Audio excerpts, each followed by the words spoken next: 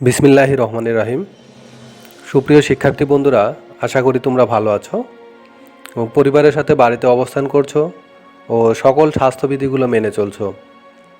শিক্ষার্থী বন্ধুরা, তোমরা নিশ্চয়ই অবগত আছো যে খুব শীঘ্রই হয়তো স্কুল কলেজগুলো খুলে দেওয়া হবে এবং আমরা সরাসরি পাঠদানে ফিরে যেতে পারবো। তো শিক্ষার্থী বন্ধুরা, আজকে আমরা উৎপাদন, ব্যবস্থাপনা ও বিপণন দ্বিতীয় পত্রের চতুর্থ অধ্যায় এবং চতুর্থ অধ্যায়ের নাম হচ্ছে বাজার বিভক্তিকরণ ও বিপণন মিশ্রণ। আজকে আমরা বাজার বিভক্তিকরণ ও বিপণন মিশ্রণের পার্ট 3 হতে আলোচনা করব।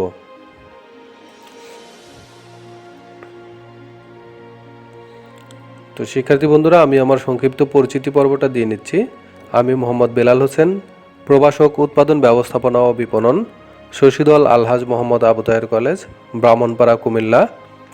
মোবাইল 019177655025।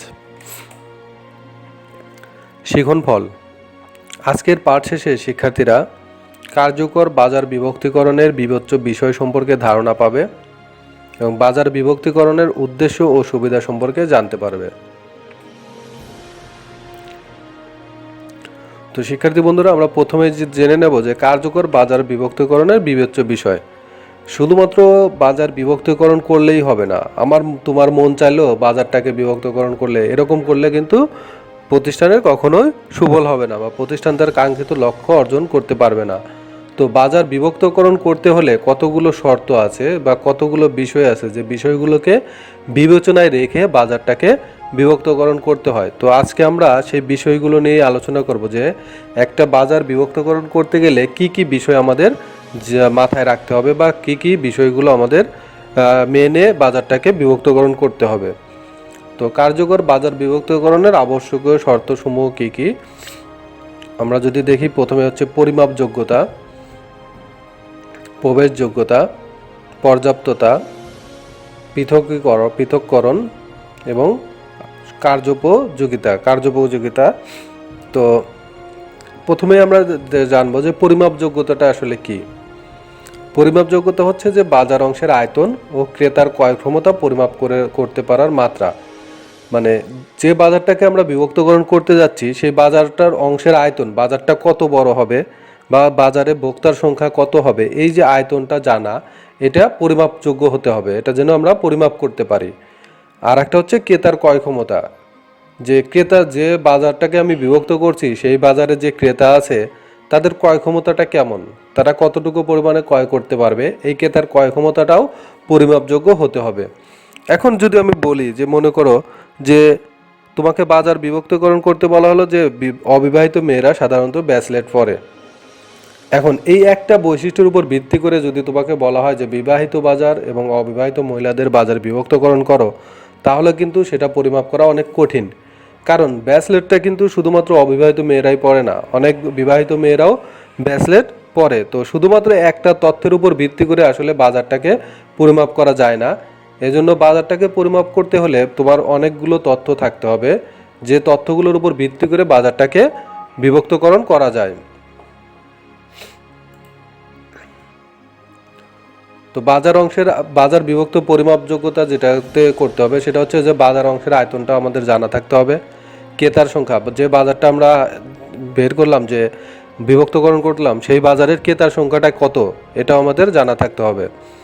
তারপর হচ্ছে ক্রেতার জীবন বৃত্তান্তটাও আমাদের জানা থাকতে হবে। ক্রেতার জীবন বৃত্তান্তটা যদি জানা যায় তাহলে ক্রেতার যে বৈশিষ্ট্যগুলো, ক্রেতার যে আচরণগুলো, এগুলোও কিন্তু জানা যাবে।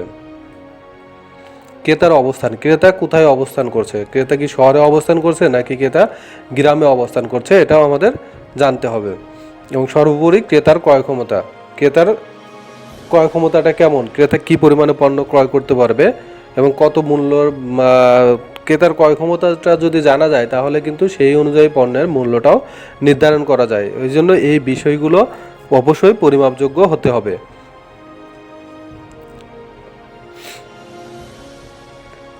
আমাদের 2 নম্বর যে পয়েন্ট সেটা হচ্ছে প্রবেশযোগ্যতা।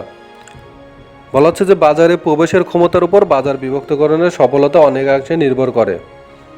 কারণ বাজারে যদি তুমি প্রবেশই করতে না পারো তাহলে 10টা বাজার বিভক্তকরণ করো, 100টা বাজার বিভক্তকরণ করো, কোনো লাভ হবে না যদি তুমি সেই বাজারে প্রবেশই না করতে পারো। এজন্য বাজারে প্রবেশের ক্ষমতার উপর বাজার বিভক্তকরণটা কি অনেকাংশেই সফলতা নির্ভর করে।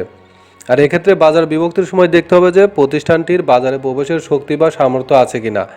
দক্ষ বন্টন প্রণালী ও সুষ্ঠু যোগাযোগ ব্যবস্থা ব্যবহার করে ক্রেতা সাধারণের কাছে পণ্য পৌঁছানোকে বাজারে প্রবেশযোগ্যতা বলে। বলা হচ্ছে যে একটা দক্ষ বন্টন প্রণালী থাকতে হবে এবং সুষ্ঠু যোগাযোগ ব্যবস্থা থাকতে হবে। তারপরে এই দক্ষ বন্টন প্রণালী এবং যোগাযোগ ব্যবস্থার মাধ্যমে কী করতে হবে, ক্রেতা সাধারণের কাছে পণ্য পৌঁছানো যাবে। ক্রেতা সাধারণের কাছে যখন আমরা পণ্য পৌঁছাতে পারবো তখনই সেটাকে বলা হবে বাজারে প্রবেশযোগ্যতা। এই জন্য বলা হচ্ছে যে তুমি যদি বারবার একটা তোমার পণ্যের বা যে তুমি পণ্য নিয়ে কাজ করছো তার বাজারটাকে যদি 10টা ভাগে ভাগ করো, কিন্তু তুমি সেই বাজারগুলোতে যে বাজারগুলো ভাগ করে নিছো সেই বাজারগুলোকে প্রবেশ করতে পারছো না, বা সেই বাজারের যে ক্রেতাগুলো আছে তাদের কাছে পণ্যটা পৌঁছাতে পারছো না, তাহলে কিন্তু এই বাজার বিভক্তিকরণের কোনো সফলতা আসবে না। এই জন্য তোমাকে আগে দেখতে হবে যে তুমি যে বাজারগুলো ভাগ করে নিছো, যেভাবে বাজারটাকে বিভক্তিকরণ করা হয়েছে সেই অনুযায়ী তুমি তাদের কাছে পণ্যটা পৌঁছাতে পারছো কিনা, বা তোমার সেই তাদের কাছে যে পণ্যটা পৌঁছানোর যে ক্ষমতা সেই ক্ষমতাটা তোমার আছে কিনা, এটা অবশ্যই বিবেচনা করতে হবে। 3 নম্বরটা হচ্ছে পর্যাপ্ততা। আমরা যে বাজারটাকে বিভক্তকরণ করব সেই বাজারের পর্যাপ্ততাটা কেমন, বাজারটা আমরা যে পণ্য নিয়ে কাজ করতেছি সেই পণ্যের বাজারটা কেমন, বাজারটা অ্যাভেলেবেল আছে কিনা, এটা আমাদেরকে বিবেচনা করতে হবে। এখন মনে করো তুমি মাশরুম নিয়ে কাজ করতে চাচ্ছ, কিন্তু বাংলাদেশে কিন্তু এখনও মাশরুমের বাজারটা ওইরকমভাবে পর্যাপ্ত না, কারণ আমরা হয়তো শহরের গুটি কয়েক লোক মাশরুমের প্রতি ইন্টারেস্টেড আছে, কিন্তু গ্রামের কিন্তু বা গ্রাম বা শহর বা উপশহর বা গ্রাম যেগুলো আছে এগুলোতে কিন্তু ওই রকম কেউ ইন্টারেস্টেড না মাশরুমের প্রতি।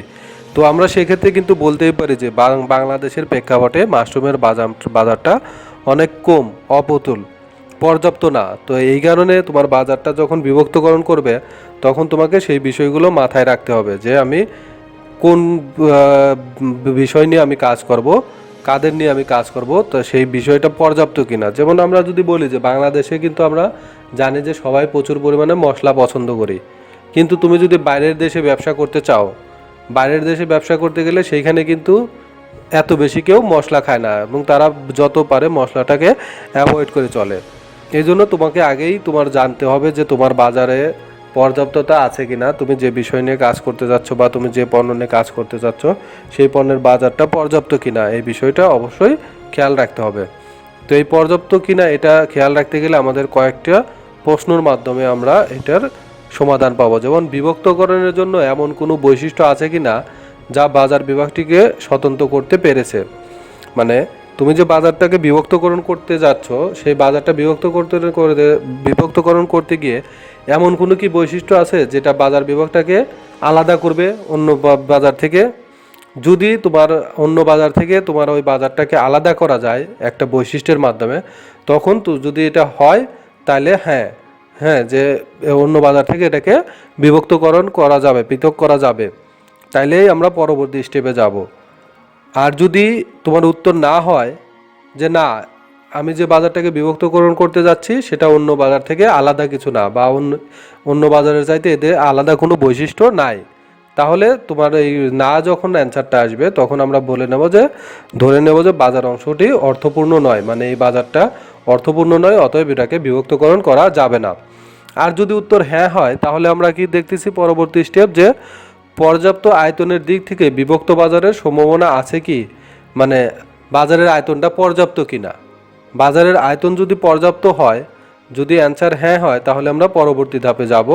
আর যদি না হয়, অ্যান্সার যদি না হয় তাহলে আমরা ধরে নেব যে বাজার অংশটা অর্থপূর্ণ না এবং এটা নেওয়ার সামনে আগানো যাবে না, বা বাজারটাকে আর বিভক্তকরণ করা যাবে না। এবার পরবর্তীতে সেটা হচ্ছে যে বাজার অংশটির প্রবেশযোগ্য শক্তি বা সামর্থ্য আছে কিনা। আমরা ধরে নিলাম যে বাজারের অংশের আয়তন আছে, আমাদের অ্যান্সার হ্যাঁ। পরবর্তীতে আমাদের যেটা আছে যে বাজার অংশটার প্রবেশযোগ্য শক্তি। এখন আমরা যে বাজারটাকে ভাগ করতে চাচ্ছি, বাজারটাকে যে আলাদা করতে চাচ্ছি, সেই আলাদা বাজারে আমাদের প্রবেশযোগ্য শক্তি বা সামর্থ্য আছে কি না। আমাদের প্রবেশযোগ্য শক্তি যদি থাকে, আমাদের উত্তর যদি হ্যাঁ হয় তাহলে আমরা পরবর্তী স্টেপে যাব। আর যদি উত্তর না হয় তাহলে কিন্তু আমরা এইখানে যেটা করব যে বাজার অংশটি অর্থপূর্ণ নয়। এবার বলা হচ্ছে যে বিশেষায়িত বিপণন মিশ্রণের প্রতি বাজার অংশটি অনুকূল সাড়া দেবে কি। মানে আমাদের যে বিশেষায়িত বিপণন মিশ্রণগুলো আছে, তোমরা জানো যে বিপণন মিশ্রণের মধ্যে হচ্ছে পণ্য, মূল্য, স্থান, প্রসার, এই যে বিষয়গুলো বিশেষায়িত যে বিপণন মিশ্রণগুলো আছে, এই বিপণন মিশ্রণগুলো যদি আমরা বাজারে প্রয়োগ করি তাহলে সেইখান থেকে আমরা পজিটিভ রেজাল্ট পাবো কিনা। যদি আমরা পজিটিভ রেজাল্ট পাই তাহলে আমাদের উত্তর যদি হ্যাঁ হয় তাহলে আমরা পরবর্তী ধাপে যাব। আর যদি পজিটিভ রেজাল্ট না পাই, যদি উত্তর না হয়, তাহলে আমরা ধরে নেব যে বাজার অংশটি অর্থপূর্ণ নয়, তাহলে আর আমরা বাজারটাকে বিভক্তকরণ করব না। আর যদি আমাদের উত্তর হ্যাঁ হয় তাহলে আমরা লিখব যে পরবর্তী স্টেপ হচ্ছে যে অবিষ্ট বাজার হিসেবে অর্থপূর্ণ বাজার অংশটি পছন্দ করা যায় কি। মানে বলা হচ্ছে যে এখন যে হ্যাঁ যে পজিটিভ সাড়া দিবে, পজিটিভ যদি সাড়া দেয় তাহলে আমরা সেটাকে বাজার অংশটাকে পছন্দ করতে পারি। এখন এটা দুইটাই হতে পারে। যদি তুমি মনে করো না হ্যাঁ আমার বাজার অংশটা পছন্দ, এখানে আমরা বাজারটাকে ভাগ করতে পারি, তাহলে ভাগ করব। আর যদি না হয় তাহলে আমরা ধরে নেব যে বাজার অংশটি অর্থপূর্ণ না, তাইলে আর আমরা এখানে বাজারটাকে বিভক্তকরণ করব না।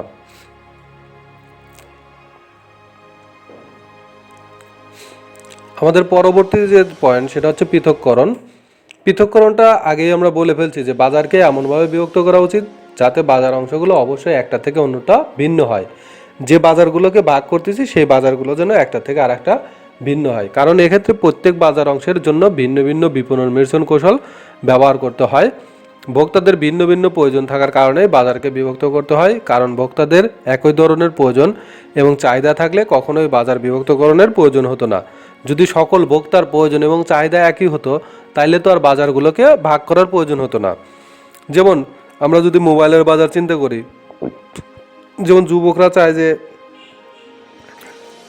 মোবাইলটা অনেক ফিচার থাকবে মোবাইলে, তারা মোবাইলটাতে ভালো মানের ছবি তুলতে পারবে, কিন্তু একটা বৃদ্ধ যারা আছে তারা কিন্তু এই ধরনের কিছু চায় না। তারা চায় যে খুব সহজেই ব্যবহার করতে পারবে, ব্যবহার পদ্ধতিটা সহজ হবে এবং তারা সহজেই কথা বলতে পারবে, কথা বলাতে কোনো সমস্যা হবে না। তারা কিন্তু এরকম তাদের চাহিদা। তো এই যে ক্রেতাদের বয়স বা বিভিন্ন কারণে যে এক একজনের প্রয়োজন এবং চাহিদা এক এক রকম, এই কারণেই কিন্তু মূলত বাজারগুলোকে বিভক্তকরণ করতে হয়। তো এই জন্য একটা বাজারকে এমনভাবে বিভক্তকরণ করা উচিত যাতে একটা বাজার থেকে আর একটা বাজার সহজেই পৃথক করা যায়, যে এই বাজারটা এরকম, এটা অন্যরকম। এইখানে আমরা এই কৌশলটা বিপণন মিশ্রণের এই কৌশলটা অ্যাপ্লাই করতে পারবো, ওইখানে আমরা বিপণন মিশ্রণের অন্য কৌশলটা অ্যাপ্লাই করতে পারবো। কার্যোপযোগিতা। এখন বাজার অংশকে আকর্ষণীয় করার বা এবং সন্তোষজনক সেবা দেওয়ার জন্য কার্যকর কর্মসূচি নেওয়ার শক্তি বা সামর্থ্য প্রতিষ্ঠানের আছে কিনা তা বিশ্লেষণ করতে হবে।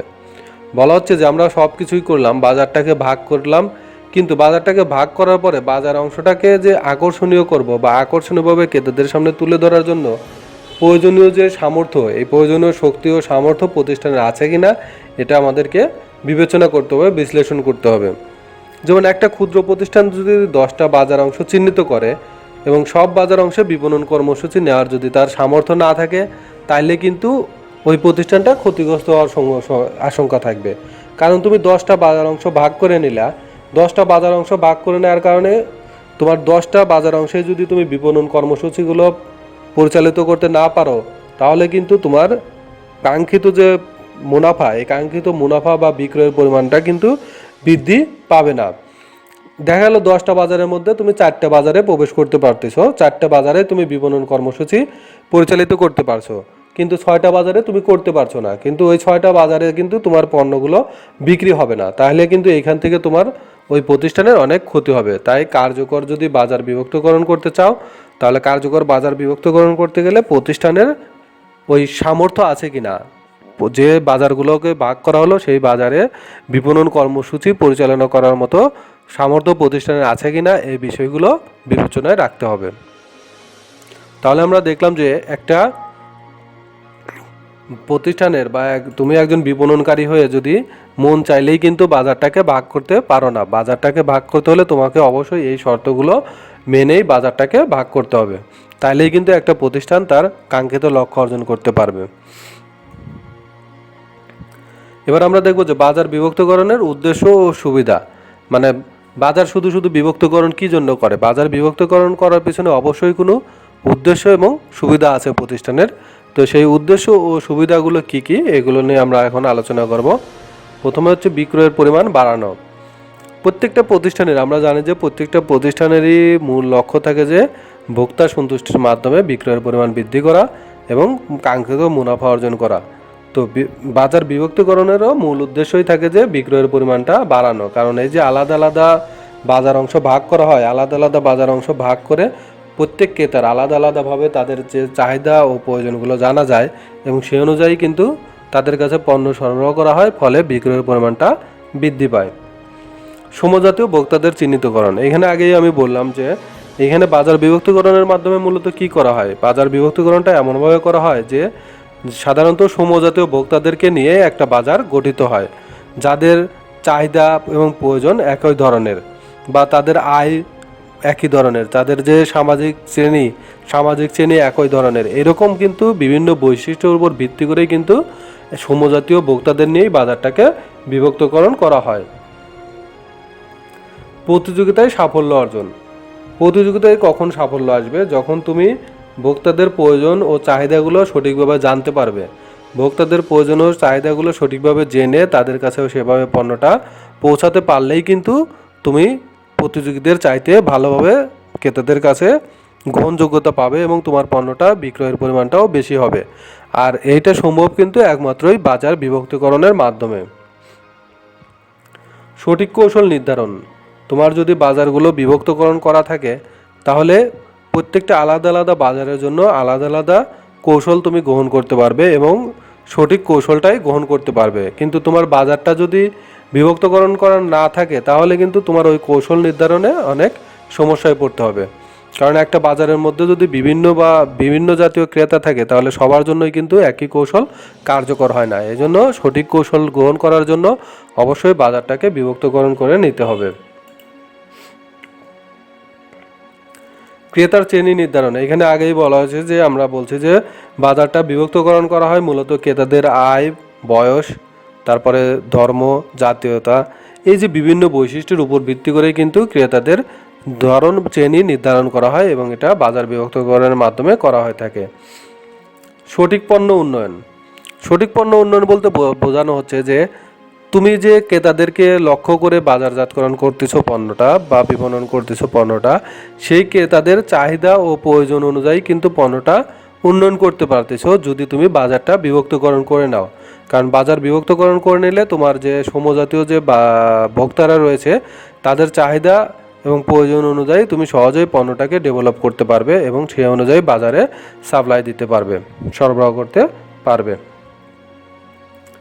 এখানে ক্রেতাদের সন্তুষ্ট করা, ক্রেতারা কখন সন্তুষ্ট হবে এটা আমরা সবাই জানি। ক্রেতারা কখন সন্তুষ্ট হবে, ক্রেতা তখনই সন্তুষ্ট হবে যখন তার চাহিদা অনুযায়ী স্বল্প মূল্যে তার চাহিদা অনুযায়ী পণ্যটা তার হাতে পাবে, তখনই কিন্তু ক্রেতারা সন্তুষ্ট হবে। এবং ক্রেতার চাহিদা অনুযায়ী স্বল্প মূল্যে পণ্যটা পৌঁছানো সম্ভব যদি বাজারটাকে বিভক্তকরণ করে নেওয়া যায়, কারণ আমরা জানি যে বাজার বিভক্তকরণের মাধ্যমে সহজেই ক্রেতাদের প্রয়োজন ও চাহিদাগুলো জানা যায়। নিয়ন্ত্রণ প্রতিষ্ঠা, নিয়ন্ত্রণ প্রতিষ্ঠা বলতে বলা হচ্ছে যে একটা বাজারের উপর এখানে কোম্পানির নিয়ন্ত্রণ প্রতিষ্ঠা। একটা বাজারের উপর কোম্পানি তখনই নিয়ন্ত্রণ প্রতিষ্ঠা করতে পারবে যখন ওই বাজারের সমস্ত ক্রেতাদের ক্রয় আচরণ বা ক্রেতাদের বৈশিষ্ট্যগুলো সম্পর্কে তারা জানতে পারবে, তখনই কিন্তু ওই বাজারটার উপর তারা নিয়ন্ত্রণ প্রতিষ্ঠা করতে পারবে। আর এই ক্রেতাদের ক্রয় আচরণ এবং বৈশিষ্ট্যগুলো খুব সহজেই জানা যায় বাজার বিভক্তকরণের মাধ্যমে। লাভজনক বাজার অংশ নির্বাচন, আমরা জানি যে বাজার অংশটা যখন নির্বাচন করা হয় তখন অনেকগুলো ক্রাইটেরিয়া বিবেচনা করতে হয়, অনেকগুলো বৈশিষ্ট্য বিবেচনা করেই বাজার বিভক্তকরণ করা হয়ে থাকে। সেক্ষেত্রে বাজার বিভক্তকরণের সময় এই লাভজনক কোন বাজারে তারা পণ্য সরবরাহ করলে বা কোন বাজারে বিনিয়োগ করলে প্রতিষ্ঠানের লাভ বেশি হবে, এই বিষয়টা খুব সহজেই জানা যায় এবং লাভজনক বাজার অংশটা খুব সহজে নির্বাচন করা যায়। বিপণন বাজেট তৈরি, আমরা জানি যে একটা প্রতিষ্ঠানের পণ্য উৎপাদন থেকে শুরু করে পণ্য বিক্রয় পর্যন্ত একটা বিপণন বাজেট থাকে। তো এই বিপণন বাজেটটা তৈরি করতে গিয়ে যদি তোমার বাজারগুলো আলাদা আলাদা অংশে ভাগ করা থাকে তাহলে খুব সহজেই কোন বাজারে কী পরিমাণে বাজেট করতে হবে এটা খুব সহজেই নির্ণয় করা যায়। আর এই জন্য মূলত বাজার বিভক্তকরণ করা থাকলে একটা প্রতিষ্ঠানের বিপণন বাজেট তৈরি করতে অনেক সুবিধা হয়। তো এই বিষয়গুলোর কারণেই কিন্তু একটা কোম্পানি কি করে, একটা প্রতিষ্ঠান এই বাজারগুলোকে বিভক্তকরণ করে থাকে।